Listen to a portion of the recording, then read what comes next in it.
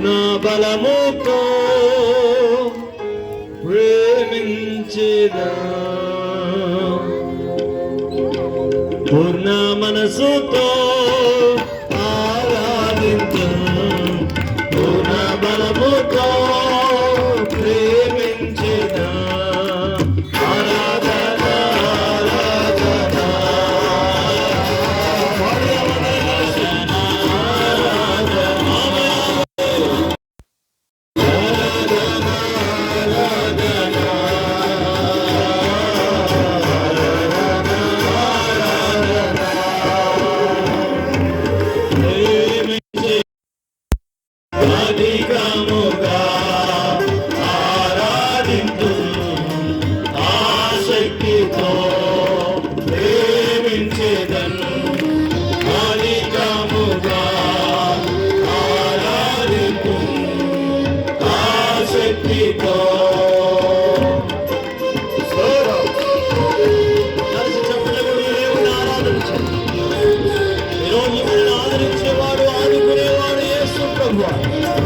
ఆయన ప్రాంగణంలో సంచారం చేస్తూ ఉన్నాం. ఆయన ప్రాంతంలో ఉన్నాడు కనుక ఏ స్థితిలో ఉన్నా మనల్ని ఆదరించడానికి ఆయన మన మధ్యలో ఉన్నాం. ఒకరి తల్లి ఒకరిని ఆదరించినట్లు దేవుడు మనల్ని ఆదరిస్తాడు.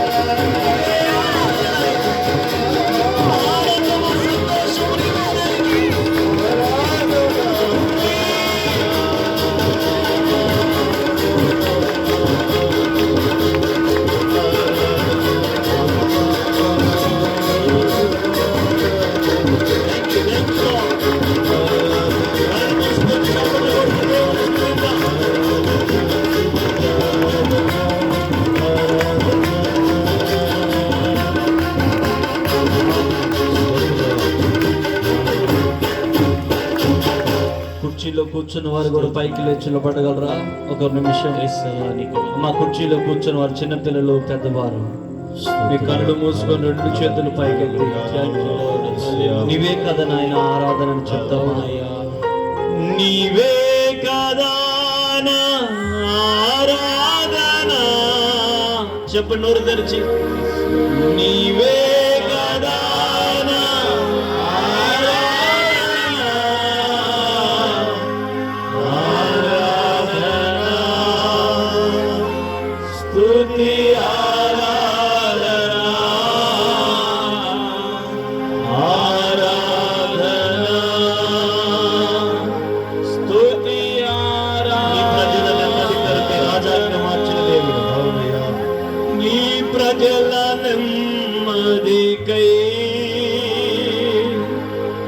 రాజాజ్ఞ మార్చింది నీవేనని అహమును అరచి అధికారులను అదమున చేసిన నీకు అసాధ్యమైన ఏమున్నది? చెప్పండి. నీకు అసాధ్యమైనది ఏది లేదయ్యా. నా జీవితంలో ఏదైనా చేయగలిగిన దేవుడు, నా దుఃఖాన్ని మాన్పగలిగిన వాడవయ్యా. నా దుఃఖాన్ని, నా కన్నీటిని సంతోషముగా చేయగలిగిన దేవుడవు నీవయ్యా. నా ఆధ్యాత్మిక జీవితాన్ని అభివృద్ధి చేయగలిగిన దేవుడవు నీవు మాత్రమే. ఏమైనా చేయగలిగిన వాడవు నాయన. అసాధ్యమైనది ఏదైనా ఉన్నదా నాయన? నీకు అసాధ్యమైనదంటే ఏదీ లేదు. నోటి మాటలో సమస్తాన్ని కలుగు చేసిన సర్వశక్తిమంతుడు యేసయ్యా. సమస్తాన్ని చేసిన దేవుడవు నాయన. ఈ రాత్రి నా జీవితంలో నీ కార్యమును జరిగించవా యేసయ్యా? ఈ రాత్రి నా జీవితంలో నీ అద్భుతాన్ని జరిగించవా?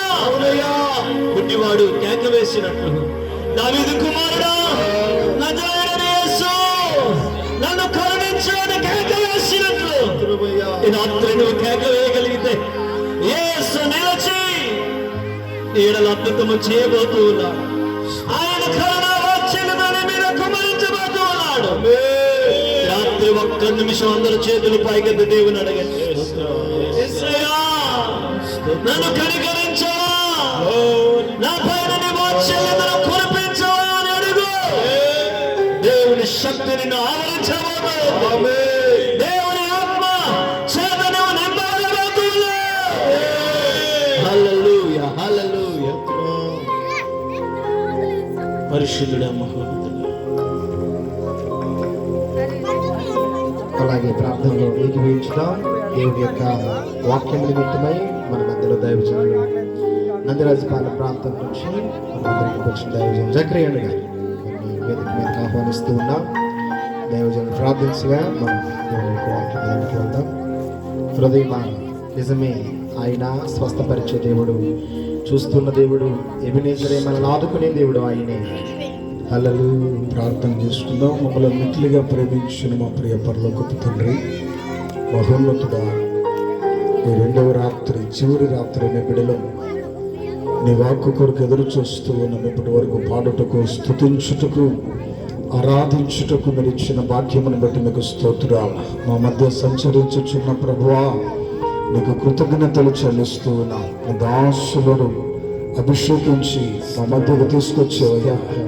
ప్రజలందరికీ కావలసిన వర్తమానం మీ దాసుని నోటి నుండి మీరు మా అందరికి మీరు అందించండి. ప్రభువా, మీ దాసుడు మాట్లాడుచుండగా ఒక్కొక్కరు హృదయాలు మీరు తెరవండి అయ్యా.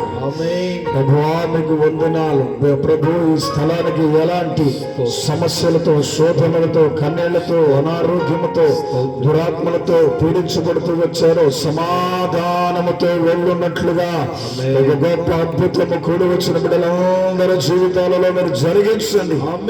దాసుని బలపరచండి. రాజాను, తన కుటుంబాన్ని, పరిచయను మీరు ఆశీర్వాదించండి. సమస్త ఆటంకాలను నామములో తొలగించి మీరు మహిమ పొందమని యేసు నామములో ప్రార్థన చేయుచున్నాము తండ్రి, ఆమేన్. ప్రార్థించిన దైవజనులకి ప్రత్యేకమైన వందనాలు తెలియజేస్తూ ఉన్నాను. దయచేసి అందరూ కూర్చుందాం. అందరు క్రమంగా అందరి క్రమంగా కూర్చుందాం. మంచిది పిల్లరా, మరి పరిశుద్ధాత్మ ప్రార్థన మందిరం నిర్వహిస్తూ ఉన్న ఈ సువార్త ఉజ్జీవ ప్రార్థన కూడికలను నిజంగా దేవుడు తన ఆత్మ నడిపింపు ద్వారా అంత దీవెనకరంగా ఆశీర్వాదకరంగా దేవుడు జరిగిస్తూ ఉన్నారు. మరి ఈ పొద్దు మనం ఈ రీతిగా మరి 2వ రోజు ఈ సభలోనికి దేవుడు మనల్ని విజయవంతంగా నడిపించారు. అందులో బట్టి మన 2 చేతుల పైకైతే దేవుని నామాన్ని స్తుతిద్దామా. హల్లెలూయా, హల్లెలూయా. మరి ఈ 2వ రోజు వర్తమానాన్ని మనకు అందించడానికి పిడుగురాళ్ళ ప్రాంతము నుండి దైవజనులు జాన్ లక్సన్ గారు మన మధ్యలో ఉన్నారు. బేతేల్ బ్లెస్సింగ్ చర్చ్ తరఫున ఎంతో దీవెనకరమైనటువంటి పరిచర్య. పిడుగురాళ్ళ అన్న ఒక పేరు మనం వినగలిగితే ప్రార్థనకు వెళుతూ కొంచెం ఆత్మీయులైనటువంటి ప్రతి ఒక్కరికి కూడా సుపరిచితులైనటువంటి దైవజనులు అంత దీవెనకరంగా ఆశీర్వాదకరంగా దేవుడు ఆ పరిచర్యలను ఈ ప్రాంతమందు మరి హెచ్చిస్తూ వస్తున్న విధానాన్ని బట్టి మా మట్టుకు మేము కూడా ఎంతగానో దీవించబడుతూ ఉన్నాం. వారి ద్వారా, వారి పరిచర్యల ద్వారా మాకు ఆత్మీయులుగాను మరియు మంచి నాయకులుగాను మమ్మల్ని గైడ్ చేస్తున్నాడు, మమ్మల్ని ప్రోత్సహిస్తున్నటువంటి దైవజనులు జాన్ లక్సన్ గారిని సాదరంగా మరి ఆహ్వానిస్తూ ఉన్నాం. చప్పట్లు కొడుతూ దేవుని నామాన్ని ఘనపరుద్దాం.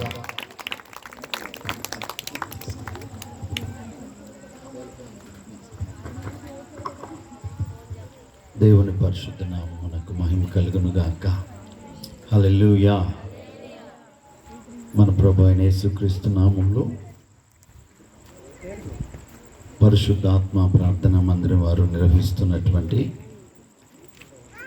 సువార్త ఉజ్జీవ కూడికు ప్రేమతో నన్ను ఆహ్వానించిన స్థానిక సంఘ కాపురి దైవజనులు ప్రియ తమ్ముడు రాజా గారికి ప్రత్యేకమైనటువంటి వందనాలు. ఏడి రాజా. అలానే వారి యొక్క ఆత్మీయ నాయకులు తండ్రి గారైనటువంటి మలాకన్నకి ప్రత్యేకమైనటువంటి వందనాలు చెల్లిస్తున్నాను. అలానే మరి నన్ను ఎంతగానో ప్రేమిస్తూ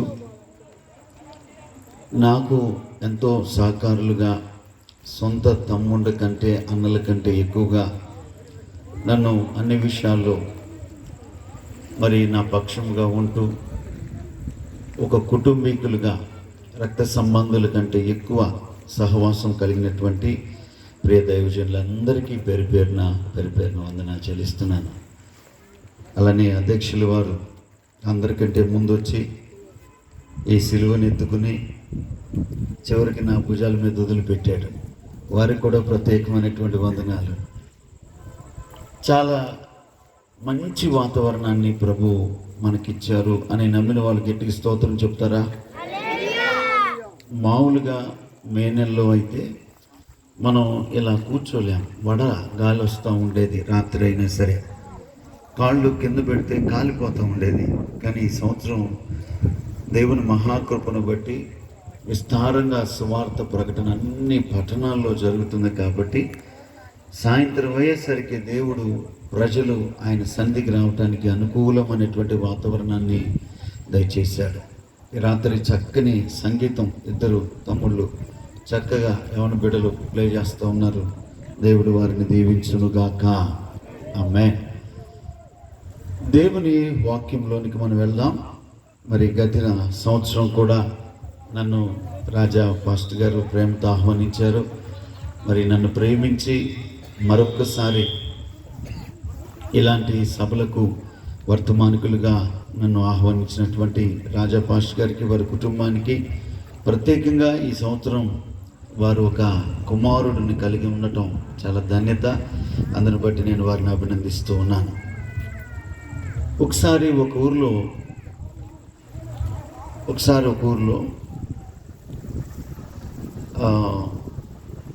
బిల్ కలెక్టరు అంటే పన్నులు కట్టించుకునేటువంటి అతను తన ఉద్యోగ రీత్యా ఆఫీస్ నుండి బయలుదేరి ప్రజల దగ్గరికి వెళ్ళాడు, ఇళ్ళ దగ్గరికి వెళ్ళాడు. ఇళ్ళ దగ్గరికి వెళ్ళి ఇంటి పన్నును కట్టించుకోవాలని ఒక్కొక్క ఇంటిని దర్శిస్తూ ఉంటే ఏ ఇంటికి వెళ్ళినా ఎందుకో ఆ రోజు తలుపులు వేయబడి ఉన్నాయి, తాళాలు వేసి ఉన్నాయి. కొన్ని గృహాల్లో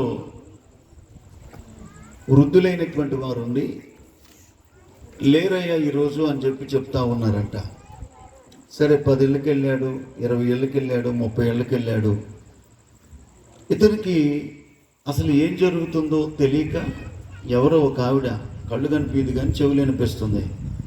ఒక ఇంటి ముందు ఉంటే ఆమెను అడిగారంట, అమ్మా ఏ ఇంటికి వెళ్ళినా ఎవరూ లేరు, అసలు ఏం సంగతి, ఎక్కడికి వెళ్ళారు మన ఊరు వాళ్ళందరూ, ఈరోజు ఊర్లో సంత లేదు, అలానే ఊర్లో మరేదో సంబరం కూడా లేదు, కానీ ప్రజలు ఎక్కడికి వెళ్ళారు అని అంటే ఆ కళ్ళు కనపడినటువంటి వృద్ధురాలు, చెవులే వినపడేటువంటి వృద్ధురాలు చెప్పిందంట, అయ్యా ఎవరో ఏసంట ఆయన వచ్చాడంట, ఆయన చూడటానికి ఊరు వాళ్ళందరూ వెళ్ళారు, మా అమ్మాయి కూడా మా కుమారుడు కూడా వెళ్ళాడు అని చెప్పారంట. ఇప్పుడు అనేకమైనటువంటి గృహాల దగ్గరికి వెళ్తున్నప్పుడు ప్రతి ఇంటికి తలుపేసి తాళం వేసి అందరూ తమ తమ పనులను మానేసి యేసును చూడటానికి వెళ్ళేసరికి ఇతనికి అనిపించింది ఏంటంటే ఆయన ఎవరో నేను కూడా చూడాలి. యేసు ఎవరో చెప్పండి ఒక్క మాట అక్క, చెప్పండి. యేసు ఇంకొకసారి, యేసు ఎల్లయ్య, కరెక్టే చెప్పండి. ఆయన అనుకున్నది ఏంది? యేసు ఎవరు అని చూడాలనుకున్నాడు. యేసు ఎవరో చూడాలి అని అనుకోవటం అంటే యేసు ఎవరో తెలుసుకోవాలనుకున్నాడు. దేవునికి స్తోత్రం కలుగును గాక. ఇద్దరు బోయలు గట్టికి చెప్పండి, దేవునికి స్తోత్రం కలుగును గాక.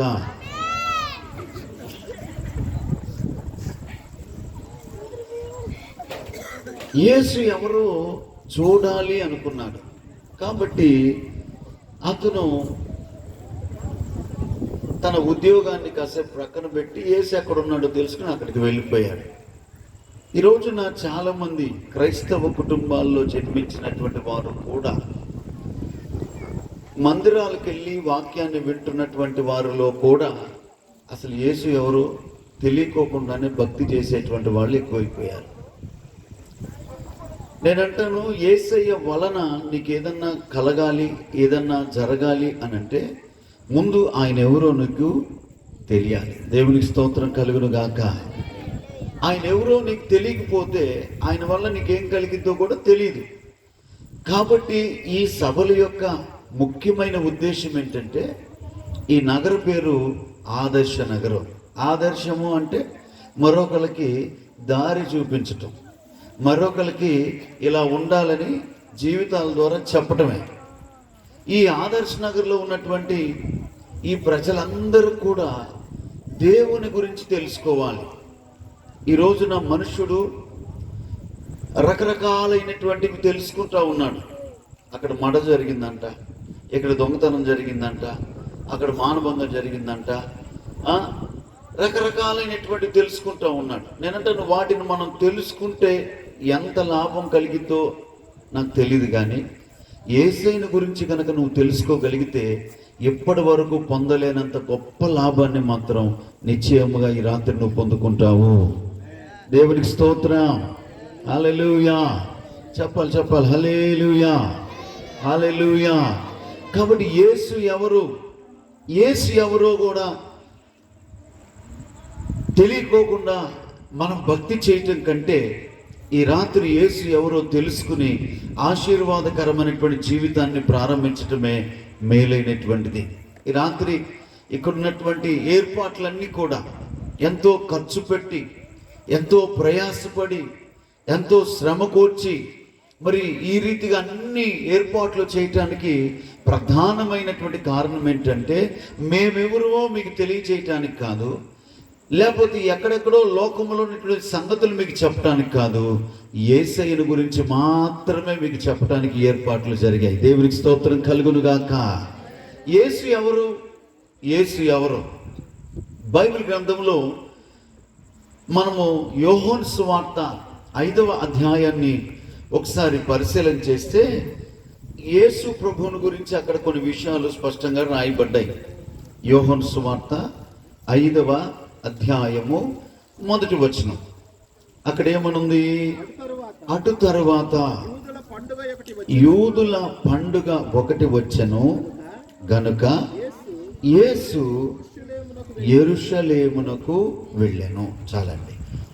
ఇక్కడ మనం చదివినటువంటి వచనంలో యేసు ప్రభువారు తాను శరీరధారిగా ఉన్నటువంటి ఆ దినాల్లో ఒక పండుగ వచ్చింది. ఆ పండుగ అందరికి సంబంధించింది కాదు, యూదులు అనబడినటువంటి వారికి సంబంధించింది. ఇప్పుడు మనం కూడా అనేక పండుగలు వస్తూ ఉంటాయి, కానీ ఒక్కొక్క పండుగ ఒక్కొక్కళ్ళే చేసుకుంటూ ఉంటారు. కొంతమందికి అది పరిమితమైనటువంటిది. ఆ కాలంలో యూదులు అనబడినటువంటి వారికి సంబంధించినటువంటి ఒక పండుగ వచ్చింది. ఆ పండుగకు యేసు ప్రభు ఎక్కడికి వెళ్ళారంట? చెప్పాలి, ఎక్కడికి వెళ్ళారంట? యెరూషలేం. చెప్పండి మరొకసారి, ఇంకొకసారి. యెరూషలేముకి వెళ్ళాడు. యెరూషలేము అనేటువంటిది యేసయ్యకి తెలియనటువంటిదేం కాదు, బాగా తెలిసినటువంటి ఆ పట్టణం. యెరూషలేముకు యేసయ్య యూదుల పండగకు వెళ్ళినప్పుడు ఆ యెరూషలేములో అడుగు పెట్టగానే యేసు ప్రభు శిష్యుల్లో కొంతమంది యేసు ప్రభుని ఒక స్థలానికి తీసుకెళ్ళటానికి ఇష్టపడ్డారు. ఏ స్థలానికి తీసుకుని వెళ్ళటానికి ఇష్టపడ్డారు అని అంటే, ఆ యెరూషలేములో కోనేరు ఒకటి ఉందంట. కోనేరు. ఆ కోనేట్లో చిన్నప్పుడు అందరూ జలకలాడారు, స్త్రీలు బట్టలు ఉతుక్కున్నారు. అది యెరూషలేములో ఉన్నటువంటి కోనేరు, అందరికి తెలిసిన కోనేరే. కానీ ఆ కోనేరులో ఒక వింత కార్యక్రమం జరుగుతుంది. ఏంటి ఆ వింత? ఏంటి ఆ వింత అంటే, పరలోకం నుంచి దేవుని దూత రోజులో ఏదో ఒకసారి ఏ సమయంలో వచ్చి ఆ కోనేటి నీళ్లను చెప్పాలి. నీళ్ళని ఇట్ట అన్నప్పుడు మీరేం చెప్పాలి? ఇట్ట అంటాం దేనికి గుర్తు? పాము గుర్తా? నీళ్ళని చెప్పాలి. నోరు తెరవండి.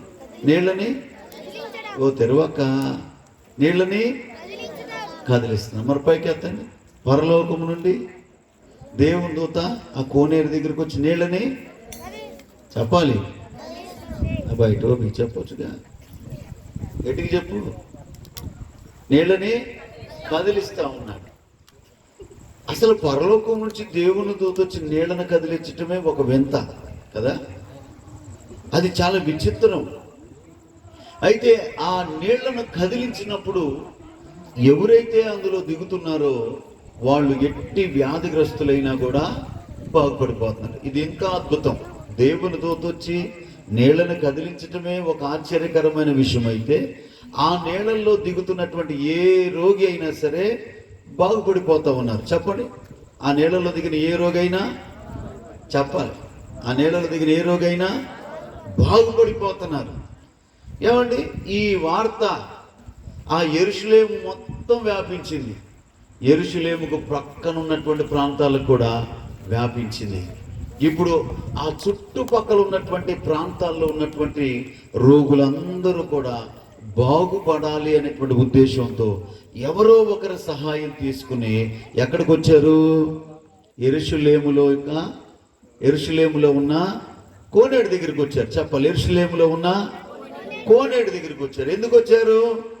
దేవుని దూత వచ్చి నీళ్లను కదిలించినప్పుడు దిగి బాగుపడదాం. నిజంగా యెరూషలేములో ఉన్నటువంటి ప్రజలు ప్రేమ కలిగినటువంటి వారని చెప్పాలి.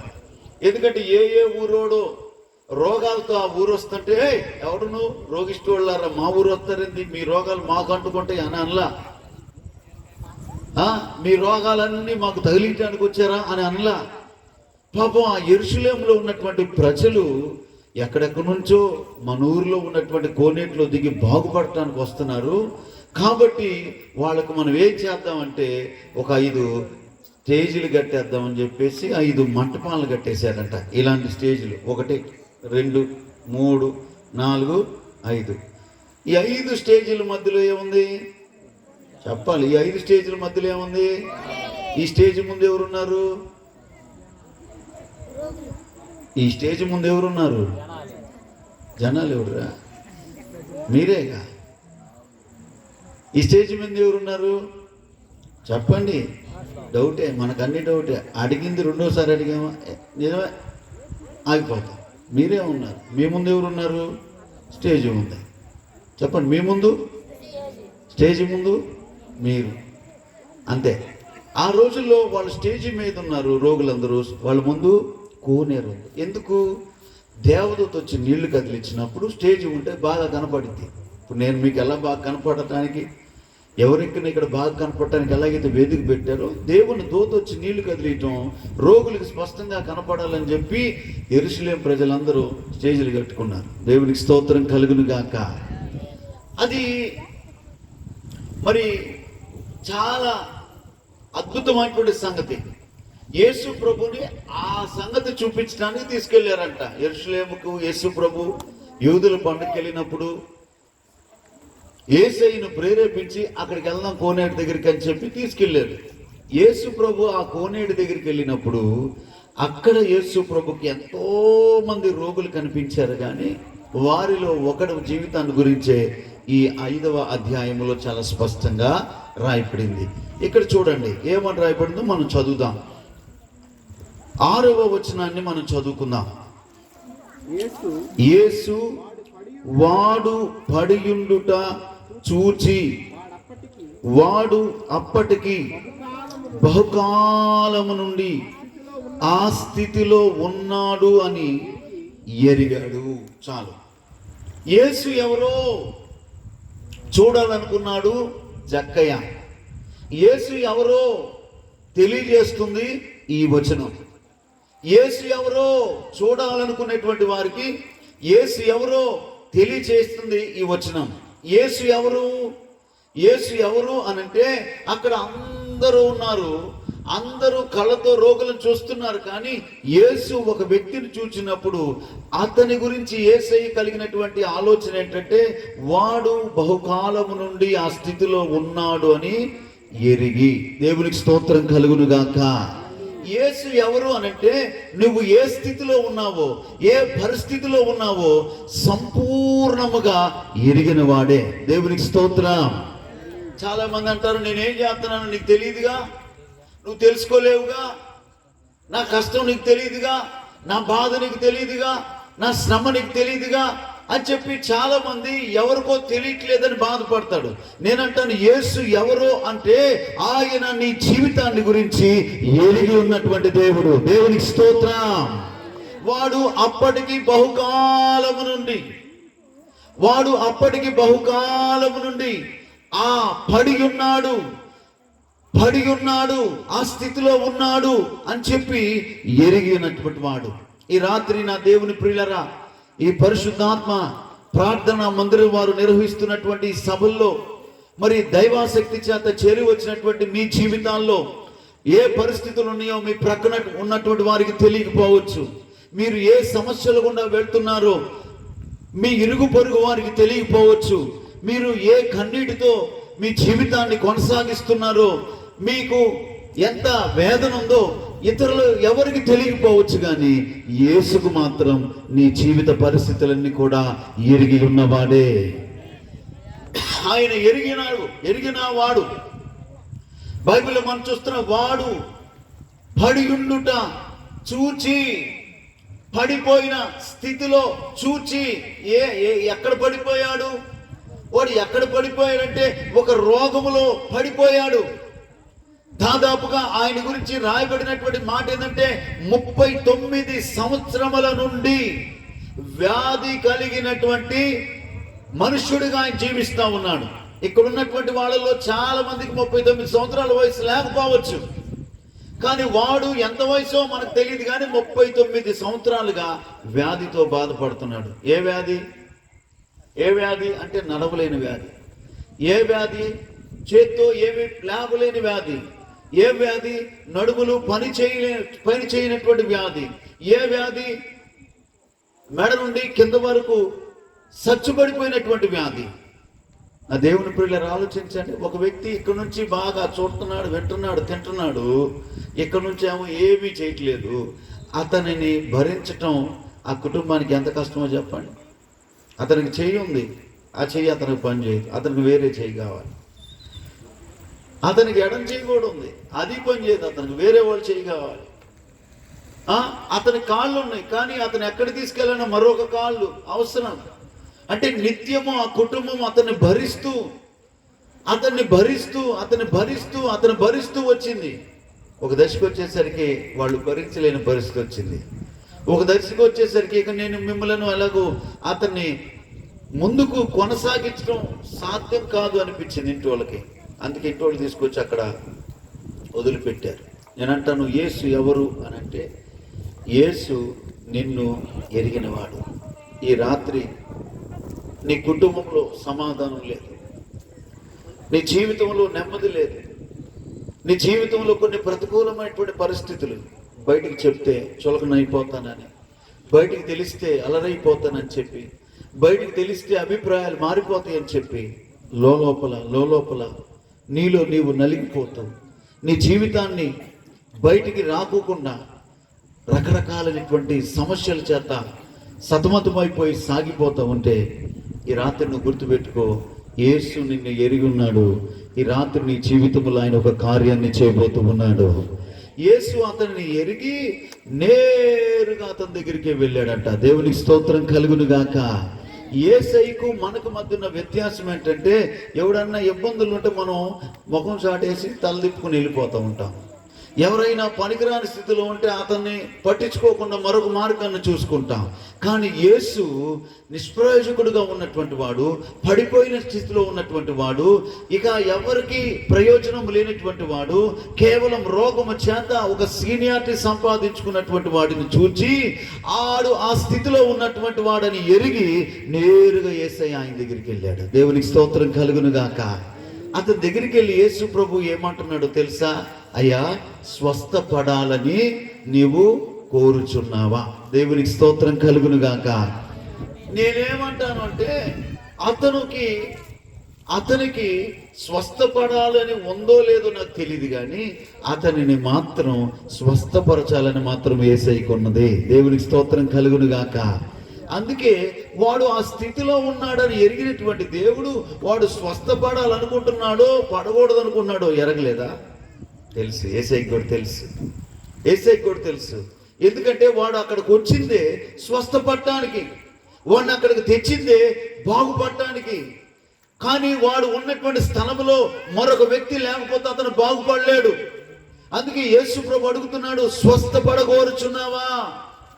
నేనంటాను, లోకములో మన పరిస్థితులు ప్రతికూలమైనప్పుడు చాలాసార్లు మనతో ఉన్నటువంటి అనేక మంది మనకు దూరం అయిపోయి మనల్ని ఎక్కడో తీసుకెళ్లి వదిలిపెట్టేస్తాడు, ఎక్కడో తీసుకెళ్లి మనల్ని ఒంటరి చేస్తాడు. ఎందుకు అనంటే, ఇప్పుడు దాకా నీతో ఉన్నాం కానీ ఇక ముందు నీతో ఉండలేం. నువ్వు అక్కడుండి బాగుపడితే బాగుపడు, అక్కడుండి చచ్చిపోతే చచ్చిపో. కోనేరు దగ్గర ఎందుకు వారు వదిలేసి వెళ్ళారంటే, కోనేరులో దిగి బాగుపడతావా? ఇంటికి రా. కోనేరు దగ్గర దిగలేక బాగుపడలేక అట్టనే నీ కాలం అయిపోయిందా, చచ్చిపోయేవారు తెలిస్తే అప్పుడు చూసుకుందాం. యేసు ప్రభు అడుగుతుంటే అతను చెప్తున్న మాట, అయ్యా, నాకు బాగుపడాలని ఉన్నా నాకు సహాయం చేయటానికి ఎవరు కూడా లేరు. నాకు బాగుపడాలని ఉన్నా నన్ను దించడానికి ఎవరు లేరు. ఈ లోకంలో మన జీవితాల్లో మనకు మంచిగా కొన్నిటిని చూడాలి, చెయ్యాలి, సాధించాలి అని ఉన్నా ఎవరో ఒకరు సహాయం ఉంటేనేది సాధ్యం. కానీ ఈ రాత్రి నా యేసు ప్రభు, నువ్వు ఏ స్థితిలో పడున్నావో, ఏ చీకటిలో పడున్నావో, ఏ పాపములో పడున్నావో, ఏ శాపములో పడున్నావో, ఏ విధమైనటువంటి వ్యసనాల్లో పడున్నావో, ఆ వ్యసనాలను బట్టి నీ ఇంటి వారు తృణీకరించి నిన్ను దూరం చేసుకుని నిన్ను ఏకాకిని చేసి నీ జీవితం బాగుపడితే బాగుపడింది, పోతే పోయింది అన్నట్లుగా నిన్ను అలా వదిలిపెట్టారా? అందరూ నిన్ను వదిలిపెట్టినా నిన్ను వదిలిపెట్టనటువంటి వాడే నజరేయుడైన యేసు. హల్లెలూయా. ఆయన వెతుక్కుంటూ ఈ సభల ద్వారా నీ ఇంటికి రావాలనుకుంటున్నాడు. ఆయన వెతుక్కుంటూ ఈ సభల ద్వారా నీ జీవితాన్ని పడిన స్థితిలోంచి లేవనెత్తాలనుకుంటున్నాడు. ఆయన వెతుక్కుంటూ వచ్చి నీ జీవితాన్ని చిన్నాభిన్నం చేసేటువంటి ఆ శాపగ్రస్తమైనటువంటి క్రియ నుంచి నిన్ను విడిపించాలనుకుంటున్నాడు. దేవుని స్తోత్రం కలుగును గాక. కాబట్టి యేసు ఎవరు అంటే నిన్ను ఎరిగినవాడు. యేసు ఎవరు అంటే నిన్ను బాగు చేయటానికి ఇష్టపడుతున్నటువంటి వాడు. ఈ లోకంలో చాలామంది పాడు చేయటానికి ఇష్టపడేటువంటి వాళ్ళు ఉంటారు, పాడు చేయటానికి ఇష్టపడే వాళ్ళు ఉంటారు. చిన్నప్పుడు నేను మా అమ్మకి 5 బ్రదర్స్, వాళ్ళలో ఒక్క ఆయనే మా అమ్మ కంటే పెద్దవాడు, మా అమ్మ వాళ్ళ అన్నయ్య. అందరూ మిగతా వాళ్ళందరూ మా అమ్మ కంటే చిన్నవాళ్ళే, తమ్ముళ్ళు. అయితే మా పెద్ద మేనమామకి సిగరెట్లు తాగే అలవాటు ఉండేది. అలానే ఆయనకి సారా తాగే అలవాటు ఉండేది. ఆ రోజుల్లో మరి గవర్నమెంటే సారా అమ్ముతూ ఉండేది. వినండి జాగ్రత్తగా, గవర్నమెంటే సారా అమ్ముతూ ఉండేది. నాకు ఒక తెలిసినప్పుడు సారా ఇట్లా క్యానుల్లో వస్తూ ఉండేది. ఆ క్యానుల్లో వాళ్ళు పోసి అబ్రహంకులు తెలిసి ఉండాలి, అంతేనా అంకులు? అంతే. డ్రాములు ఒక డ్రామ్ వేసుకొచ్చాను అనేవాళ్ళు, అవును కదా, డ్రాములు. తర్వాత ప్యాకింగ్ వచ్చింది, ప్యాకెట్లు అన్నారు. అయితే అది చిన్నప్పటి నుంచి డ్రాములు అమ్ముతూ ఉండేవాళ్ళు, తాకి గందరగోళం అవుతూ ఉండేది. ప్యాకెట్లు వచ్చేసినాయి. ప్యాకెట్లు వచ్చినప్పుడు అక్కడికి వెళ్ళి మందు కొట్టుకునేటువంటి వాడికి అక్కడ కొట్టుకొని ప్యాకెట్ కొనుక్కొని ఇంటికి వస్తూ ఉండేవాడు.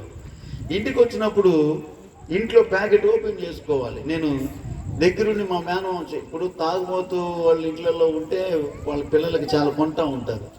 అదేందో మరి ఆ మంచి మనసు వాళ్ళైతే తాగుతారు, కానీ మిగతా వాళ్ళందరికీ ఏదో ఒకటి పలావ్ పెడతా ఉంటారు, తినేవి పెడతా ఉంటారు. మరి అది ఒక మంచి మనసు అనుకోవాలి. అయితే పిల్లలందరూ అక్కడికే పోతూ ఉండేవాళ్ళు. మా మేనమామ కదా, నేను కూడా పోతూ ఉండేవాడిని. ఆయనకి బాగా ఇష్టం ఏమంటే రెండ్రా అంటూ ఉండేవాడు. ఆయన తాగేవాడు, వీళ్ళందరికీ తినిపిస్తూ ఉండేవాడు. సరే మమ్మల్ని అన్నయ్య కదా, మరి ఆయన తీసుకొచ్చి తీసుకుని ఎటు పోతాడు, ఇట్లా ఉత్తుతూ ఉంటే సుస్సాన్ని పడతా ఉంటే పిల్లలు ఒకసారి ఆయన అది పెట్టాడు, పోయి కాళ్ళు చేతులు కూడా వచ్చినప్పుడు నేను ఎటు తెత్తంటే ఆయన వద్దనలా, తీ అన్నాడు. తీ అన్నాడంటే అప్పట్లో అబ్బా మా మామకు నేను అంత ప్రేమ అనిపించింది. కానీ ఆయన పెద్ద దుర్మార్గుడు. ఎందుకు? అది ఆయన జీవితాన్ని ఒక బానిసగా మార్చింది. అది ఆయన జీవితాన్ని కష్టార్జితం అంతా కూడా వ్యర్థం చేసుకునే స్థితికి తీసుకెళ్ళింది. అది ఆయన జీవితాన్ని భార్య పిల్లలను బాధ్యతారహితంగా పట్టించుకోనటువంటి స్థితికి తీసుకుని వెళ్ళింది. చేతిలో చిల్లిగా ఉంటే ఆయన గుర్తొచ్చేది ఒకటే, సారా కొట్టు గుర్తొస్తుంది, ప్యాకెట్ గుర్తొస్తుంది. ఎంతమందికైనా నేను పోపిస్తారా అంటాడు. కానీ భార్య అయ్యా సాయంత్రం అన్నాను డబ్బులు కావాలి, 10 రూపాయలు, ఎక్కడ ఉంది అని అనేవాడు. నేను ఇలా తెస్తుంటే ఇంకా దేవుని కృప కాబట్టి ఆ టైంలోనే మమ్మ వచ్చింది. వాళ్ళన్నీ ఏం చేస్తారు, ఈ లోపల ఆయన తిట్టింది, నా మీద చీపురు తిరిగేసింది. దేవుని మహాకృపలకి ఎప్పుడు అలా చేయనటువంటి పరిస్థితులు. అదే ఒకవేళ ఎవరు చూడరు, మెల్లిమెల్లిగా తీయటం, తర్వాత మెల్లిగా వేయటం. నా జీవితం కూడా, నా లాంటి ఇంకోళ్ళ జీవితం కూడా చెడిపోయింది. ఈరోజు మద్యానికి భయంకరమైన బానిసలైనటువంటి వారికి రాత్రి బానిసల కాల ఎవరో వాళ్ళని అలాగ అలవాటు చేశారు, ఎవరో వారిని అలాగూ ప్రేరేపించారు, ఎవరో వారిని అలాగూ నీకు తాగటం చేత కదమ్మని చెప్పి రెచ్చగొట్టారు.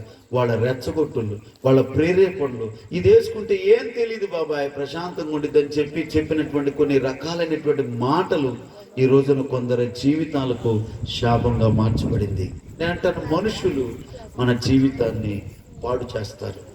మన సత్ప్రవర్తనను మన జీవితం నుంచి కనుమరుగు చేస్తారు. మన జీవితంలో లేనటువంటి ఎన్నో దురలవాట్లకు మన జీవితాన్ని అప్పగించడానికి వాళ్ళు ఇష్టపడుతూ ఉంటారు. కానీ పాడైపోయినటువంటి మన జీవితాన్ని, పాడైపోయినటువంటి మన బ్రతుకులను, పాడైపోయినటువంటి మన యొక్క జీవన విధానాన్ని బాగు చేయటానికి ఇష్టపడుతున్నటువంటి వాడే నజరేయుడైనటువంటి యేసు. చెప్పండి ఒక్క మాట, నజరేయుడైనా యేసు అని చెప్పండి. నజరేయుడైనా, ఇంకొకసారి గట్టిగా, నజరేయుడైనా యేసు. నజరేయుడైన యేసు వాడు అలాగు పడుంటే అందరూ అతన్ని పట్టించుకోవట్లా. వాడు అలాగుంటే ఎవరికి జాలి కలగట్లా. వాడు అలాగుంటే అతని గురించి ఆలోచించడానికి ఎవరికి సమయం సరిపోట్లా. కానీ ఆ పడినటువంటి వాడిని, ఆ భయంకరమైనటువంటి దుస్థితిలో ఉన్నటువంటి వాడిని యేసు చూచి అతనిని సమీపించి అతనిని బాగు చేసినట్లుగా లేఖనంలో మనం చూస్తాం. దేవునికి స్తోత్రం కలుగును గాక. యేసు ఎవరు అంటే ఎవ్వరు పట్టించుకోపోయినా నిన్ను పట్టించుకునేవాడు. యేసు ఎవరు నువ్వు బాగు కావు, నువ్వు బాగు చేయబడలేవు, నీ బ్రతికింతే అని చెప్పి అందరూ వదిలిపెట్టినా నిన్ను కోరి నీ దగ్గరకు వచ్చి నీ జీవితాన్ని బాగు చేసేవాడే నజరేయుడైన యేసు. దేవునికి స్తోత్రం. మనం వింటా ఉంటాం అప్పుడు పాట, అందరూ నన్ను విడిచిన నీవు నన్ను విడువానన్నావు. నా జీవితానికి నువ్వు ఎలా ఉన్నావంటే ఒక తల్లిలాగా ఉన్నావయ్యా, ఒక తండ్రిలాగా ఉన్నావు ప్రభా. నా తల్లి తండ్రి చూపించే ప్రేమను, జాలి, కనికరాన్ని నీవు చూపించావని చెప్పి ఒక భక్తుడు మంచి పాట రాశాడు. నిజమే కదా. ఈ రాత్రి నా దేవుని ప్రియులను యేసు ఎవరో? కొంతమంది అంటారు ఆయన పలా కులస్తు దేవుడు. అసలు దేవునికి కులం ఎక్కడి నుంచి వచ్చింది? దేవుడు అంటే దేవుడే. సూర్యుడు అందరికి సూర్యుడే, చంద్రుడు అందరికి చంద్రుడే. ఇంకా కులం దాన్ని ఓన్ చేసుకుంటానికి ఏం లేదు. యేసుక్రీస్తు అందరికీ ప్రభు. ఈ రాత్రి నువ్వు ఆ యేసయ్య నా జీవితాన్ని కూడా లేవనెత్తాలనుకుంటే ఆయన నీ కులాన్ని బట్టి నీకేం సహాయం చేయకుండా దూరం అయ్యేవాడు కాదు. నువ్వెవరైనా సరే నువ్వు పడున్నటువంటి స్థితిలో నుండి యేసయ్య నిన్ను లేవనెత్తడానికి ఇష్టపడుతూ ఉన్నాడు. నీ జీవితాన్ని బలపరచడానికి ఇష్టపడుతూ ఉన్నాడు. నీ జీవితంలో ఉన్నటువంటి ప్రతి శాపము నుండి నిన్ను విడిపించడానికి ఇష్టపడుతూ ఉన్నాడు. అందుకే యేసు ఎవరో? యేసు ఎవరో? జక్కయ్య ఆరాటం. యేసు ఎవరో కాదు, నన్ను ఎరిగి నన్ను సమీపించి నా జీవితాన్ని ఆ భయంకరమైనటువంటి దుస్థితిలోంచి లేవనెత్తేవాడే. ఆమేన్. హల్లెలూయా, హల్లెలూయా. దేవుని వాక్యంలో మీరు చూస్తే యేసు ప్రభు వారు ఒకసారి గెరాషేనుల అనేటువంటి ఒక ప్రాంతానికి వెళ్తారు. మార్కు సువార్త 5వ అధ్యాయంలో మనము మొదటి వచనంలో చదివితే ఈ మాటలు మనకు కనపడతాయి. మార్కు సువార్త 5వ అధ్యాయంలో యేసు ప్రభు వారు వారు ఆ సముద్రమునకు అద్దరి ఉన్న గెరాసేనుల దేశమునకు వచ్చిరి. యేసు ప్రభు ఒకసారి ఎరుకోకు వెళ్ళాడు అని చెప్పాను. ఇప్పుడు మనం చూస్తే ఆయన గెరాసేనుల దేశానికి వెళ్ళాడు. దేవుని స్తోత్రం కలుగును గాక. చెప్పండి చెప్పండి. యేసు ప్రభు ఎక్కడికి వెళ్ళారు? గెరాసేనుల దేశం. గెరాసేనుల దేశం అది ఒక సముద్రపు ఒడ్డున ఉన్నటువంటి ప్రాంతం.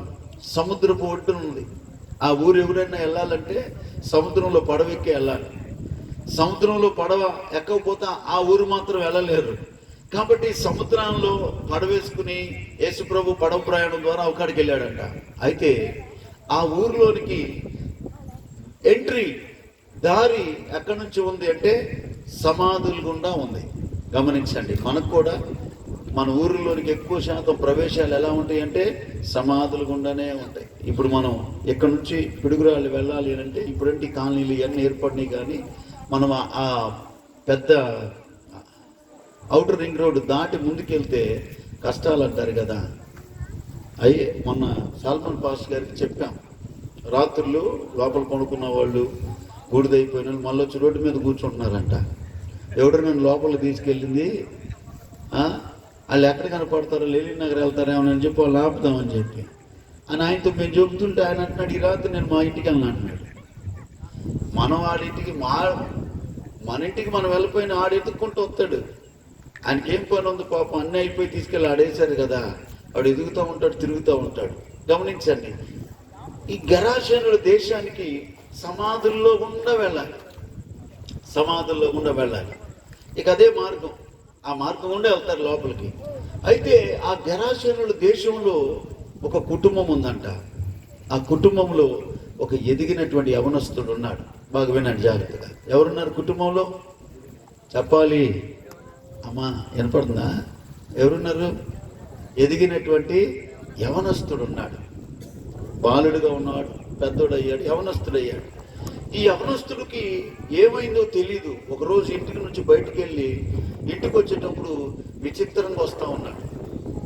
ఏంటి విచిత్రం అంటే ఇంట్లో వాళ్ళతో మాట్లాడలా, అన్నం తినమంటే తింటలా, మంచం మీద పడుకోమంటే పడుకోవట్లా, రకరకాలుగా అతను ఏదో తేడాగా ప్రవర్తిస్తున్నాడు.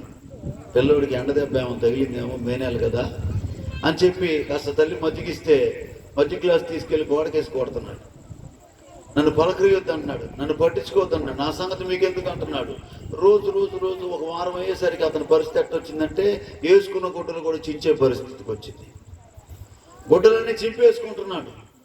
తల్లిదండ్రులకు భయం వేసింది, పిల్లోడికి ఏదో అయ్యింది, పిల్లోడికి ఏదో అయ్యిందని చెప్పి అక్కడికి ఇక్కడికి తిరుగుతూ ఉన్నారు. కానీ ఏమైందో తెలియట్లా. పిల్లోడిలో రోజు రోజు తీవ్రం అయిపోతుంది.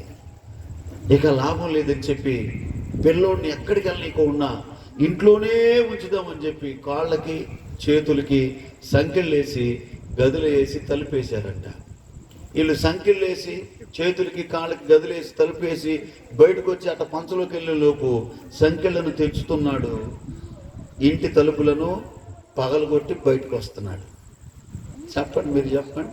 మీ ఇంట్లో మీరు ఊరక అట్లా జరగకూడదు. ఊరక ఉదాహరణ లేక మీకు తెలిసిన వాళ్ళ ఇళ్ళల్లో ఇట్టాను ఒక పిల్లోడికి సైకిల్ ఇట్ట దించుతున్నాడంటే ఆయన దగ్గరికి ఏంది రా బాగున్నావు అని వెళ్తారా? అడుగుతున్నాడు అమ్మాయి బాబా అడుగుతున్నాడు అని చెప్పి మనం ఏం చేస్తాం చెప్పండి? మీరు పెద్ద ధైర్యస్తులకు పోజులు ఇస్తారులే కానీ చారు పెడుకుంటా జప్పింగే ఎటువల్లే వెళ్ళిపోతాం. ఆ పరిస్థితి కూడా వచ్చింది. ఆ ఊర్లో అందరూ ఆడు బయటకు వస్తున్నారంటే పారిపోతున్నారు. ఆడటి పోగానే ఊరోళ్ళందరూ వచ్చి తల్లిదండ్రుల మీద తగాదాడుతున్నాడు. ఏమని? మమ్మల్ని ఏం చేయాలనుకుంటున్నారు ఏంటి? వాడిని ఇంట్లో పెట్టుకుని ఇక్కడ పెట్టుకుని ఊర్లో ఉండొద్దని చెప్పి. సరే, వాడికి ఏమనిపించిందో తెలీదు. మొత్తం మీద వాడు కూడా ఇల్లు వదిలిపెట్టి సరాసరిగా నేరుగా ఎక్కడికి వెళ్ళాడంటే సమాధుల్లోకి వెళ్ళిపోయాడు. చెప్పండి, ఎక్కడికి వెళ్ళాడాక? గట్టిగా చెప్పాలి. ఎక్కడికి వెళ్ళాడు? సమాధుల్లోకి వెళ్ళాడు. బట్టలు చించుకున్నాడు, కేకలేస్తున్నాడు. మరి మధ్యలో ఏమనిపిస్తుందో అక్కడ రాళ్ళు ఉంటే రాళ్ళు తీసుకుంటున్నాడు, టకటక కొట్టుకుంటున్నాడు. రక్తం కారుతా ఉంది. ఆ రక్తం కారుతుంటే అక్కడ మట్టి తీసుకుంటున్నాడు, దుమ్మిని తల మీద పోసుకుంటా ఉన్నాడు. జుట్టు పెరిగిపోయింది, గడ్డం పెరిగిపోయింది, కేకలేస్తా ఉన్నాడు.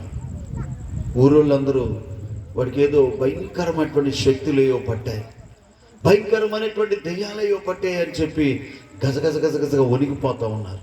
ఎవ్వరు ఏమి చేయలేనటువంటి నిస్సహాయ స్థితి. వాస్తవానికి అతనికి దెయ్యం కాదు పట్టిందంట. అతని గురించి బైబిల్లో రాయబడిన మాట ఏంటంటే ఒక గుంపు దెయ్యాలు పట్టాయంట.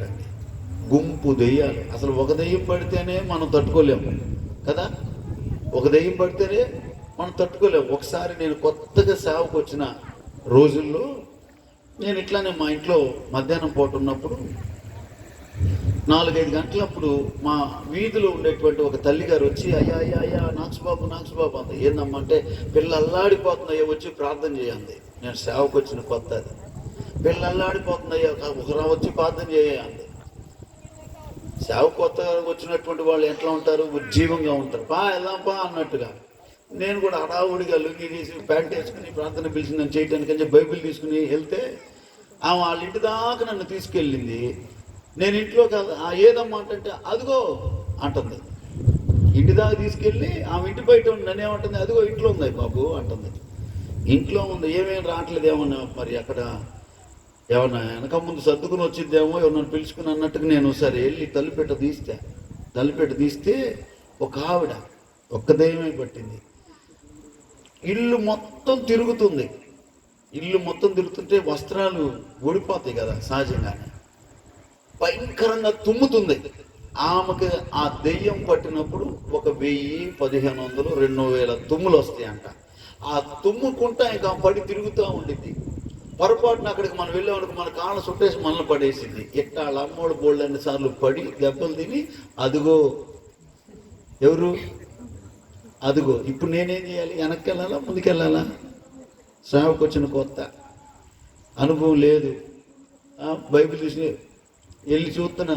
ఇప్పుడు నేను పొరపాటున ఒక ప్రార్థన చేయలేదనుకో, ఈ పాస్టర్ గారికి ప్రార్థన చేయటం కూడా చేత కాదు.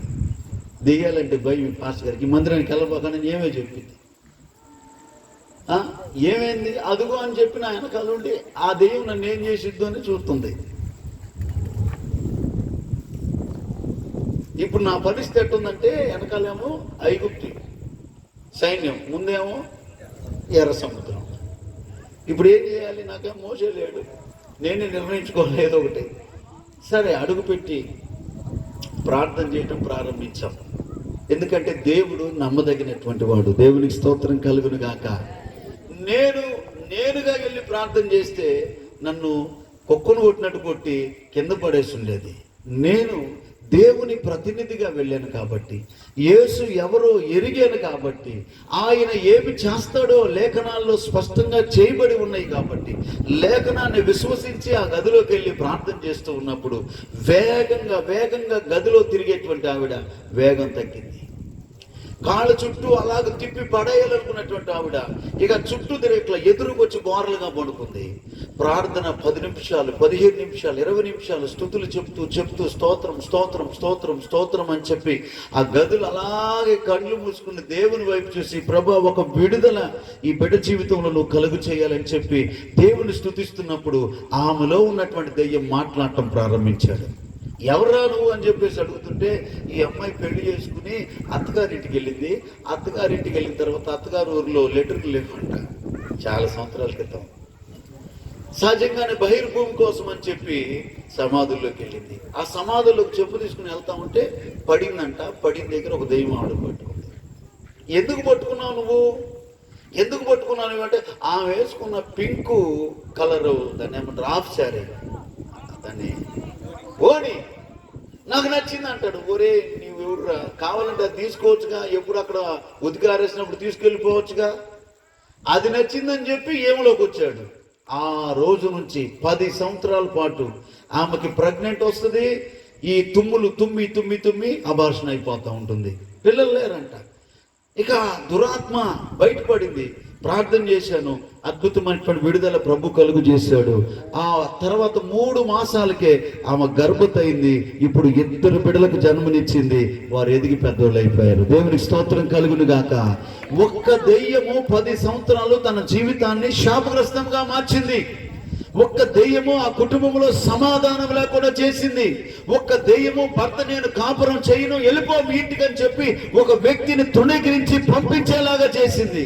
అట్లాంటిది శాన దెయ్యాలు, శానా బోళ్ళని వేల దెయ్యాలు ఒక వ్యక్తిలోకి వస్తే వాడు తట్టుకోలేక బట్టలు చెంచుకుని, తల పగలు కొట్టుకుని, దేహాన్ని గాయం చేసుకుని, ఇల్లు వాకిలి విడిచిపెట్టి నిర్జీవమైనటువంటి పరిస్థితులకు వెళ్ళిపోతూ ఉన్నాడు. ఈ రాత్రి యేసయ్య వాడిని వెతుక్కుంటూ ఆ ప్రాంతానికి వెళ్ళాడు. యేసు ఎవరు అంటే, ఎవ్వరు నీ జీవితంలో చేయలేని విడుదలను నీ జీవితంలో కలుగు చేసేవాడే నజరేయుడైనటువంటి యేసు. చెప్పండి, యేసు అనే మాట గట్టికి చెప్పండి. చెప్పాలి, యేసు అనే మాట బాగా చెప్పండి. మరొకసారి యేసు. హల్లెలూయా. తల్లిదండ్రులు ప్రయత్నం చేశారు కానీ ప్రయత్నాలు ఫలించలేదు. ఎక్కడికో తీసుకెళ్లి వాళ్ళ ద్వారా ఏదో చేయాలనుకున్నారు కానీ వాళ్ళు ఏం చేయలేకపోయారు. బంధుమిత్రులకు చెప్పుకున్నారు, వాళ్ళు ఏం చేయలేకపోయారు. నేనంటాను, ఎవరు చేయలేని అద్భుతాన్ని, ఎవరు చేయలేని స్వస్థతను, ఎవరు ఇవ్వలేనటువంటి విడుదలను ఇవ్వగలిగినటువంటి వాడే నజరేయుడైన యేసు. ఈ రాత్రి నా దేవుని ప్రియులరా, ఒకవేళ మీ కుటుంబాన్ని కొన్ని సమస్యలు ఏళ్ల తరబడి పట్టి పీడిస్తూ ఉన్నాయా? ఆ సమస్యలను బట్టి ఎక్కడెక్కడికో తిరిగి అలసిపోయావా? ఆ భయంకరమైనటువంటి దుస్థితి మీ జీవితానికి శాపమైపోయి మరింతగా అవస్థలోనికి వెళ్ళిపోయావా? ఈ రాత్రి మీ పరిస్థితులు వారు ఎలాగైతే సమాధుల్లోకి వెళ్ళిపోయి నిర్జీవమైనటువంటి స్థలాల్లో జీవిస్తున్నారో, మీరు కూడా మనుషుల దృష్టిలో మనుషులుగా కనపడుతూ అనుభవాలు నిర్జీవమైపోయినట్లుగా ఉంటే, ఈ రాత్రి నిన్ను విడిపించేవాడే నజరేయుడైనటువంటి, చెప్పాలా మాట, నజరేయుడైనా చెప్పాలి, నజరేయుడైనా చెప్పండి, నజరేయుడైనా యేసు. యేసు యేసు 7 సార్లు యేసు అనే మాట చెప్తాం. ఆగండి, అట్ట చెప్పేటట్టయితే చెప్పమాకండి. గట్టిగా చెప్పేటట్టయితే చెప్పండి. మన ఇక్కడ చెప్తే ఆ 2వ బజార్కి 2వ బజార్కి 1 2 3 నజరేయుడైనా, నజరేయుడైనా, నజరేయుడైనా, నజరేయుడైనా, నజరేయుడైనా, నజరేయుడైనా, నజరేయుడైనా. ఎవరు చేయలేని కార్యాలు చేసేవాడు ఆయన. హల్లెలూయా. తల్లిదండ్రులు కన్నారు, పెద్ద చేశారు, కావలసిన ఇచ్చారు, కానీ వాడి బ్రతుకును బాగు చేయడం వారికి సాధ్యం కాదా? స్నేహితులు సహవాసం చేశారు కానీ వాడు ఆ భయంకరమైనటువంటి స్థితిలోకి వెళ్ళినప్పుడు వాడిని సాధు చేయటం వారికి సాధ్యం కాదా? బంధువులు అనబడినటువంటి వారు పరామర్శించారు, ఏడ్చారు, ఇలా అయిపోయింది అని చెప్పి దిగులు పడ్డారు కానీ వాడిని ఎవరు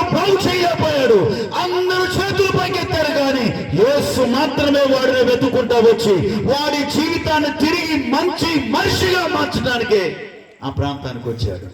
ఈ రాత్రి ఈ ప్రాంతానికి కూడా యేసయ్య రావడానికి గల కారణం ఏంటంటే నీ జీవితంలో ఏదో చేయటానికి ఆయన ఇష్టపడతా ఉన్నాడు. దేవునికి స్తోత్రం కలుగును గాక.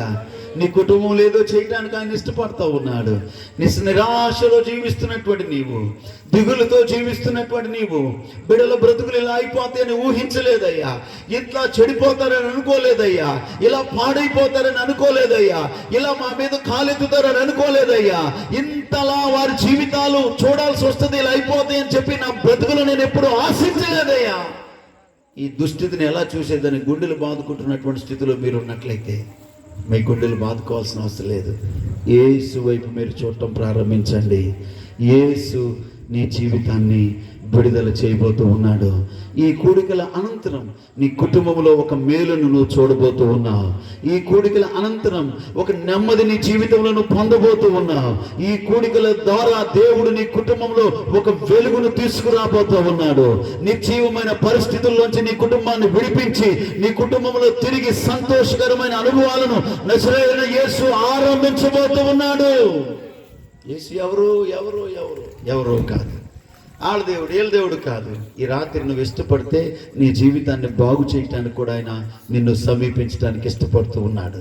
కులం అనేటువంటి పేరును పెట్టుకుని విడుదల లేకుండా శాపంగా బ్రతకొద్దు.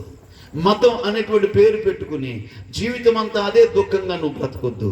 యేసయ్య నిన్ను కోరుకుంటున్నాడు. నీ సొంత బంధువులు, రక్త సంబంధులు నువ్వు బాగుంటేనే నిన్ను కోరుకుంటాడు. నువ్వు బ్రతికించగలిగితే నిన్ను కోరుకుంటాడు. నువ్వు సహాయం చేయగలిగితేనే నిన్ను కోరుకుంటాడు. నువ్వు మేలు చేయగలవంటేనే నీతో ఉంటాడు.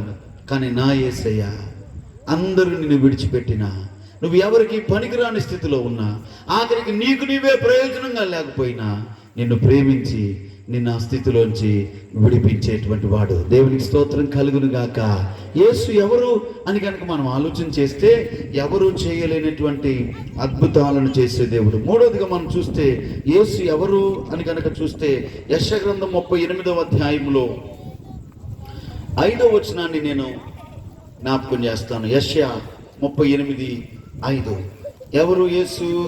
నీవు తిరిగి హిజ్కియా యొద్దకు పో, ఆయనతో ఇలా చెప్పు, నీ పితరుడైన దావీదునకు దేవుడైన యెహోవా నీకు సెలవిచ్చినదేమనగా, యెహోవా నీతో చెప్తున్నాడు, నీవు కన్నీళ్లు విడవటము నేను చూచాను. దేవునికి స్తోత్రం కలుగును గాక. నీవు కన్నీళ్లు విడవటం నేను చూచాను. దేవునికి స్తోత్రం కలుగును గాక. దేవునికి స్తోత్రం కలుగును గాక. చెప్పండి, దేవునికి స్తోత్రం కలుగును గాక. చెప్పాలి హల్లెలూయా. నువ్వు కన్నీళ్లు విడవటం నేను చూచాను. అంటే మనలో ఎవరైనా ఎక్కడైనా ఏడుతో ఎవరికైనా కనపడితే మనం చూసిన వాళ్ళు బయటికి వెళ్ళి ఎట చెప్తారు? చెప్పండి అక్క, భర్తే కొట్టాడు, భార్య ఏడుతుంది, ఇంకో పక్కన వచ్చి చూసి బయటికి వెళ్ళి ఏం చెప్పింది? ఏం కొట్టాడు రా, ఆ కొట్టుడే కొట్టుడు, దాని ముఖం చూడాలి, ఎంత ఆనందపడిద్దో ఈ దెయ్యం. వాళ్ళ ఆయన ఆమెను కొడుతుంటే ఈ దెయ్యానికి సంతోషం యొక్క. మరి దెయ్యపు కార్యాలు అంటే ఏందనుకున్నావు? జరీపు కార్యాలు అంటే మనుషులు చాలాసార్లు దెయ్యాలకు ఏజెంట్లుగా ఉంటారు. పక్కనోడు బాధపడుతూ ఉంటే నవ్వుతూ ఉంటారు. లోకంలో ఒక సామెత ఉంది కదా, ఒకడు ఇల్లు గాలి ఏడుతూ ఉంటే ఎవడు ఆ దారిని పోతూ వచ్చి కొద్దిగా సొట్టెలు ఇచ్చుకుంటాను నొప్పి ఇవ్వన్నట్టుగా ఉంటుందంట. వాడేమో ఇల్లు కాలిపోతుంది, సామాను కాలిపోతుంది, విలువైనవి కాలిపోతుంది, వీడికి ఏం కావాలంట? అది మరి అట్టనే ఉంటుంది లోకం, అలా ఉంటుంది. ఒకళ్ళు ఏడుస్తుంటే వాళ్ళు ఏడుపుని చూసి జాలి పడటానికి ఇష్టపడరు. వాళ్ళని విమర్శించడానికి, ఇంకా చులకం చేయటానికి, అల్లరి చేయటానికి, అవమానపరచడానికి లోకం ఇష్టపడుతూ ఉంటుంది. కానీ నా యేసయ్య నువ్వు దుఃఖపడటం చూసినప్పుడు నీ దుఃఖానికి కారణాన్ని పరిష్కరించడానికి ఇష్టపడతాడు. దేవునికి స్తోత్రం. నీ కన్నీటికి కారణం ఏదుందో ఆ కారణాన్ని నీ జీవితంలోంచి వేరుపరచడానికి ఇష్టపడుతూ ఉంటాడు. హిజ్కియా ఏమి తక్కువ కాదు. రాజ్యం ఉంది, సింహాసనం ఉంది, ధనం ఉంది, పనివారు ఉన్నారు, ఏమంటే రాజభవనం ఉంది, సైన్యం ఉంది, అన్నీ ఉన్నాయి. కానీ తన జీవితంలో తనకున్నటువంటి ఒక రోగం, మరణకరమైన రోగం అతని యొక్క కన్నీటికి కారణం. ఈరోజు చాలా కుటుంబాల్లో డబ్బు తక్కువేం లేదు, డబ్బు ఉంది, ఉద్యోగాలు ఉన్నాయి, కార్లు ఉన్నాయి, బంగ్లాలు ఉన్నాయి, అన్నీ ఉన్నాయి. కానీ శాంతి ఉండట్లేదు, సమాధానం ఉండట్లేదు, కుటుంబంలో 5గురుంటే ఐక్యత ఉండట్లేదు. ఇల్లు నరకంగా ఉంటుంది. ఇల్లు నివసించడానికి యోగ్యంగా ఉందని బయట వాళ్ళకి అనిపిస్తుంది, కానీ ఆ ఇంట్లో ఉన్నటువంటి వాళ్ళకి ఇల్లు విడిచి ఎప్పుడు వెళ్ళిపోదాం అన్నట్లుగా చాలాసార్లు వేదనకరమైనటువంటి జీవితాన్ని జీవించడానికి కారణమవుతుంది. యేసయ్య ఎవరు అనంటే ఎవరో కాదు, నీ కన్నీటిని చూచి నీ కన్నీటిని తుడిచేటువంటి దేవుడై ఉన్నాడు. దేవుని స్తోత్రం కలుగును గాక. జీవితంలో ఎప్పుడు కన్నీరు కార్చలేదా? ఈ రోజున ఎదిగిన బిడ్డలు కలిగినటువంటి ప్రతి తండ్రి కన్నీటి కారుస్తున్నాడు, తల్లి కన్నీరు కారుస్తుంది. ఏంటోనయ్యా బిడ్డల కాపురాలు ఇట్టయిపోయినాయి, కుటుంబాలు ఇట్టయిపోయినాయి, ఏంటోనయ్యా అర్థం కావట్లేదు. ఈ రాత్రి ఏ సమస్య చేత నువ్వు కన్నీరు కారుస్తున్నావు, నీ సమస్యను పరిష్కరించి నిన్ను ధైర్యపరిచి నీ ముఖంలో చిరునవ్వు నింపేవాడే మన ప్రభు అయినటువంటి యేసు. చెప్పండి, యేసు చెప్పాలి. యేసు లేకపోతే జీవితం శూన్యం. కాబట్టి జక్కయ్య ఉద్యోగం ఉంది, డబ్బులు ఉన్నాయి, ఆ రోజు ఎవడు లేకపోతే హాయిగా పోయి రెస్ట్ తీసుకోవచ్చు. కానీ అతను ఆ ఇంట్లో ఈ ఇంట్లో చూసినప్పుడు యేసు దగ్గరికి వెళ్ళారు. యేసు దగ్గరికి ఎందుకు వెళ్ళారు? ఆయన ఎవరో నేను కూడా తెలుసుకోవాలి, ఆయన ఎవరో నేను కూడా చూడాలి. ఈ రాత్రి నా దేవుని ప్రియులారా, యేసయ్య నువ్వు తెలుసుకుంటే నీవు చింతపడవు, దిగులు పడవు, బాధపడవు, భయపడవు. ఎందుకు తెలుసా? నీ జీవితంలో ఉన్న సమస్యలన్నిటినీ పరిష్కరించగలిగినటువంటి సామర్థ్యం ఆయనకున్నది.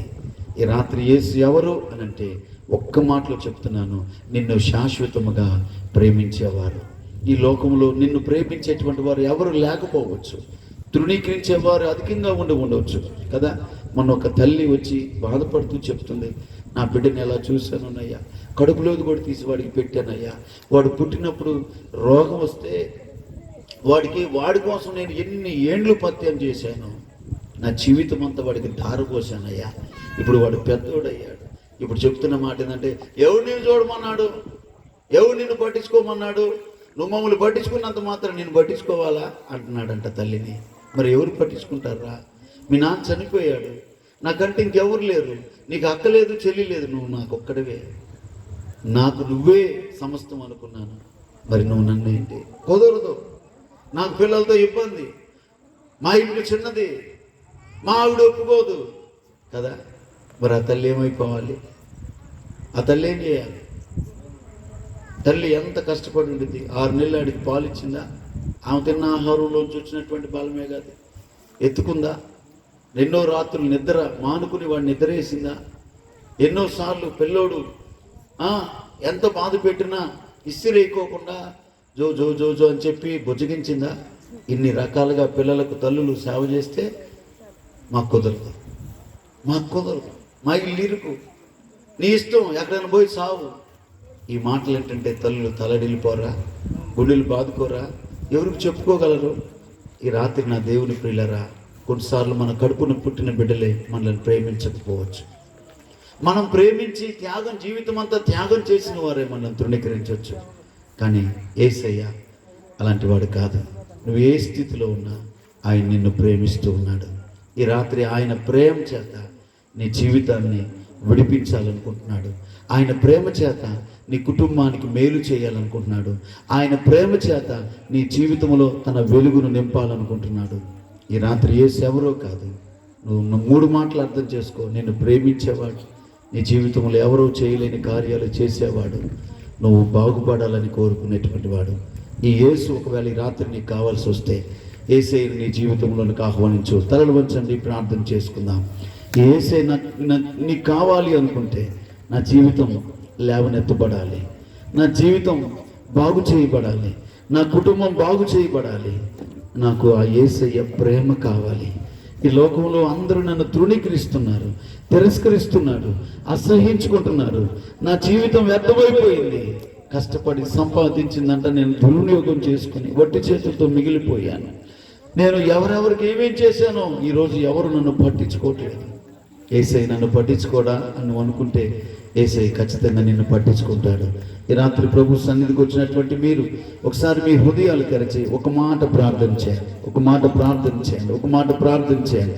ప్రభువానికి స్తోత్రం, స్తోత్రం, స్తోత్రం. సహోదరుడా, సహోదరి, ఈ రాత్రి యేసు ఎవరో కాదు, ఎవరో అనుకుని దూరంగా వెళ్ళిపోతున్నావా?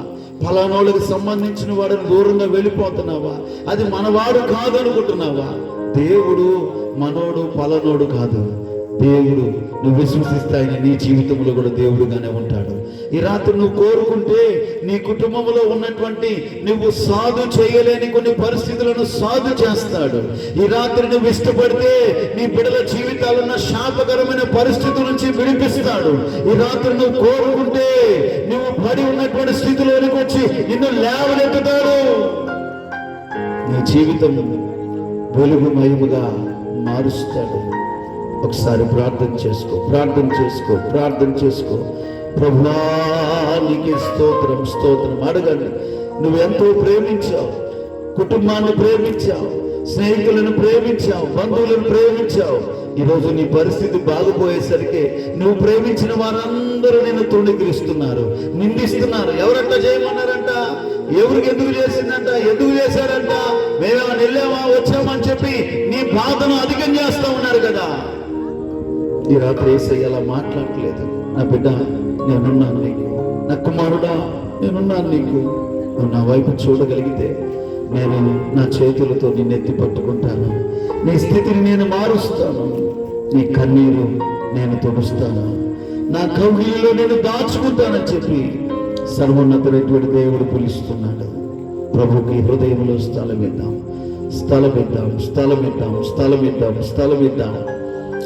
Praise the Lord, hallelujah.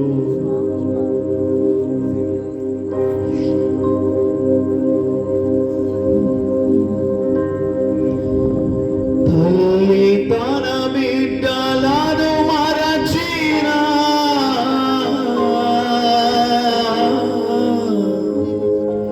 నేను మరువా లేనంటివే.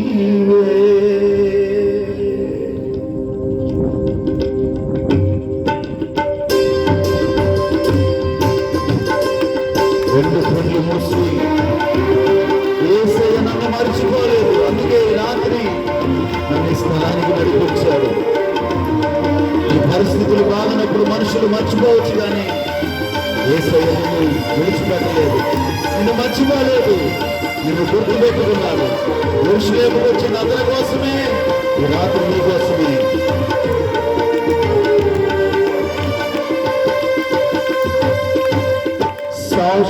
శాశ్వతమైనది నీవు నాయడ చూపిన కృపా. అనుక్షణం నన్ను కనుపాపవలే, అనుక్షణం నన్ను కనుపాపవలే కాచిన కృపా. శాశ్వతమైనది నీవు నాయన చూపిన కృపా.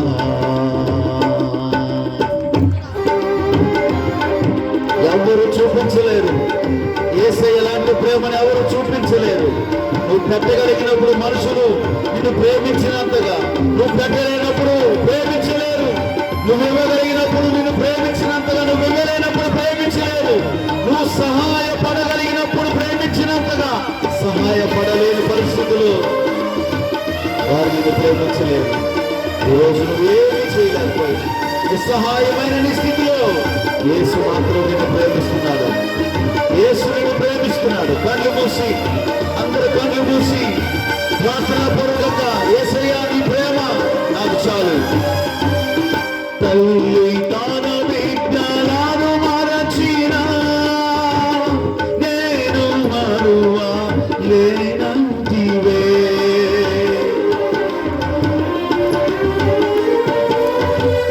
తల్లి తన బిడ్డలను మరచినా నేను మరువా లేనంటివే. నిన్ను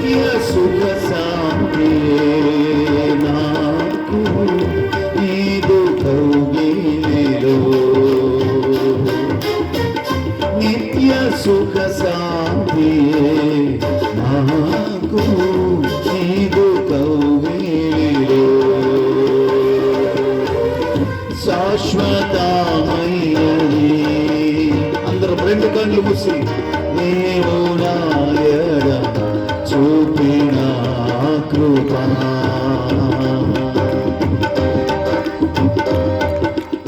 మనుషుల మాటలు నేల మీద రాతలు లాంటివి. మనుషుల మాటలు మారిపోయేవి. ఎన్నోసార్లు ఏవేవో నీ కొరకు చేస్తానని చెప్పి మాట తప్పినటువంటి అనుభవాలు ఎక్కువగా ఉన్నాయి. కానీ రాత్రి మాట ఇచ్చిన దేవుడు నీ జీవితంలో ఆ మాట ప్రకారం చేసేవాడే. పర్వతాలు తొలగిపోవచ్చు, మెట్టలన్నీ తత్తరిల్లిపోవచ్చు, కానీ నిన్ను ప్రేమిస్తానని చెప్పిన వాడు తన కృపను నీకు సమృద్ధిగా అనుగ్రహిస్తాడు. స్తోత్రం. ఆమేన్.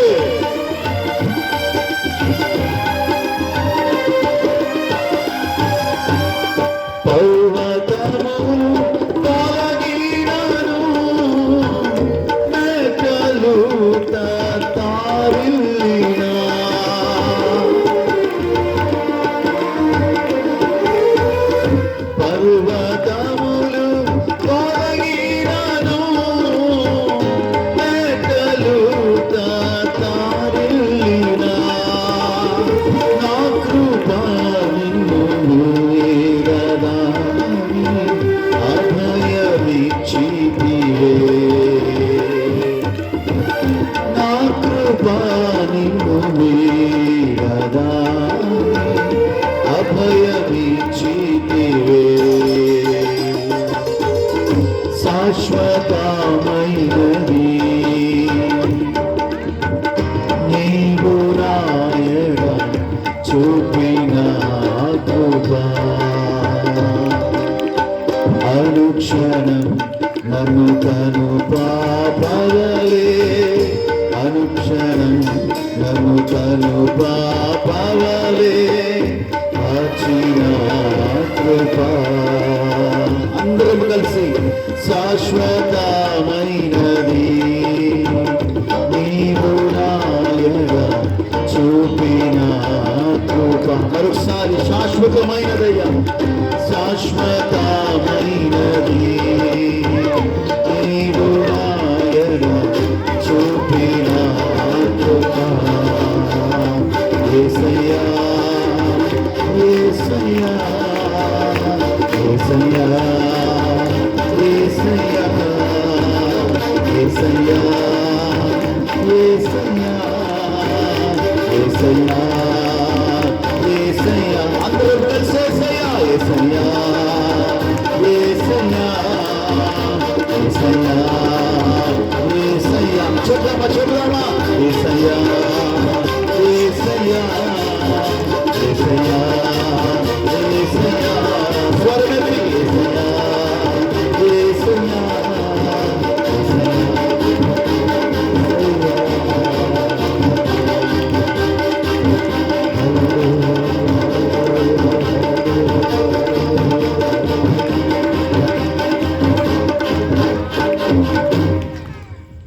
దైవజనులు పద్మాభిషేక్ గారు వచ్చి మరియు ప్రార్థనలు నడిపిస్తారు. నిజమే ప్రియులారా, ఈ రాత్రికాల సమయంలో యేసు అంటే నువ్వేమనుకుంటున్నావో తెలియదు, కానీ దేవుని యొక్క వాక్యం ద్వారా దైవజనుల నోటి నుండి దేవుడు తెలియజేసిన మాట, ఆయన నిన్ను స్వస్థపరిచేవాడు, ఆయన నిన్ను ప్రేమిస్తున్నవాడు, ఆయన నీ బంధకాలను నిన్ను విడిపించగలిగిన దేవుడు. స్తోత్రం నాన్న. మహాగణుడ, మహోన్నతుడ, సర్వాధికారి మా కన్న తండ్రి, నీ ఘనమైన శ్రేష్టమైన ఉన్నతమైన నామాన్ని బట్టి నిన్ను స్తుతిస్తూ నిన్ను ఘనపరుస్తూ ఉన్నాను తండ్రి. ఇదిగో తండ్రి, ఈ రాత్రికాల సమయంలో ఈ ఆదర్శ నగర్ ప్రాంతంలో ప్రభువా, ఈ ప్రాంతం అంతటికి దీవెనకరముగా, ఈ ప్రాంతం అంతటికి ఆశీర్వాదకరముగా అయా తండ్రి నీ సత్యమును తెలియజేసి ఉన్నావు.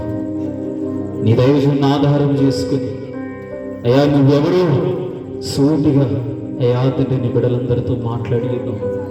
అవును తండ్రి, నువ్వు స్వస్థపరిచేటువంటి దేవుడివి, మా పరిస్థితులను గమనిస్తూ ఉన్నటువంటి దేవుడివి, మా మొరను ఆలకించేటువంటి దేవుడివి. అయా నిన్ను ఆశ్రయించిన వారు ఎంతో మంది ప్రభువా ఎన్నో అద్భుతమైనటువంటి మేలులను పొందుకున్నారు. ఇదిగో తండ్రి, 38 సంవత్సరముల నుండి వ్యాధితో బాధపడుతూ ఉన్నటువంటి వ్యక్తి ఒక్క దినములోనే అనేక సంవత్సరముల నిరీక్షణకు ప్రతిఫలంగా నీ ద్వారా స్వస్థతను పొందుకున్నాడు. అందరికి దూరముగా ఒంటరిగా బ్రతుకుతూ ఉన్నాడు. సేనాదయంలో పట్టిన వ్యక్తి నీ ద్వారా విడుదల పొందినవాడు అయ్యా అనేకులు ఎదుట సాక్షిగా నిలబడ్డాడు. అంత మాత్రమే కాక రాజైనటువంటి ఉజ్జియా సైతం నీకు ప్రార్థించిన వెంటనే అయ్యా ఆయుష్ను పొందుకున్నాడు. అయ్యా నువ్వు స్వస్థపరిచేటువంటి దేవుడు, విడుదలనిచ్చేటువంటి దేవుడు, ఆయుష్ను పొడిగించేటువంటి దేవుడిని ఈ మాటలను ఆధారం చేసుకుని ఇట్టి స్థితిలో ఈ ప్రాంతంలో ఎంతమంది ఉన్నారో వారందరూ కూడా నీ ద్వారా స్వస్థపరచబడుదురుగాక, నీ ద్వారా విడుదల పొందుదురుగాక, నీ ద్వారా నిత్యము జీవించుదురుగాక. అయా తండ్రి మీరే కృప చూపించి కార్యములు జరిగించమని. అయా తండ్రి నిన్నెవరో ప్రభు ఈ ప్రాంతంలో వారు తెలుసుకుని ఉండగా ఇక నుండి నిన్ను కలిగి ఉన్నట్టుకు కృప చూపించమని. నిన్ను కలిగి ఉన్నటువంటి ప్రతి ఒక్కరూ కూడా ఇది మొదలుకొని ఆశీర్వదించబడుతూ ఉన్న కుటుంబాలుగా, అనేకులకి మాదిరికరమైన కుటుంబములుగా అయా తండ్రి ఈ ప్రాంతమునికి దీవెనకరమైనటువంటి వ్యక్తులుగా మీరు మార్చమని. ఎంతమంది అయితే వాక్యమును విన్నారో వారందరి హృదయాలకు వాక్యమును భద్రపరిచి వాక్యానుసారమైనటువంటి జీవితాలతో ముందుకు నడిపించమని. వాక్యం యొక్క ఫలింపును ప్రభు ఈ ప్రాంతంలో చూచుటకు దేవ సహాయం చేయమని. అనేకుల యొక్క బ్రతుకులు మార్చి వారి జీవితాల్లో మీ వెలుగును నింపి మీ నామానికి సమస్తమైన మహిమగణత ప్రభావములను పొందుకోమని. వాడబడినటువంటి యొక్క దైవజనుడు ఇంకను ప్రభు బలపరిచి అయా తల్లి ప్రభు నీ సేవ పరిచయంలో ప్రభు ఇంకను బలంగా వాడుకోమని. అనేకులకి దీవెనకరముగా ఆశీర్వాదకరముగా మీరు మలచమని ప్రార్థిస్తూ ఈ చిన్ని ప్రార్థనని పాదాల చెంత సమర్పిస్తూ ప్రతిఫలాన్ని పొందుకొని ఉన్నాము తండ్రి. ఆమేన్.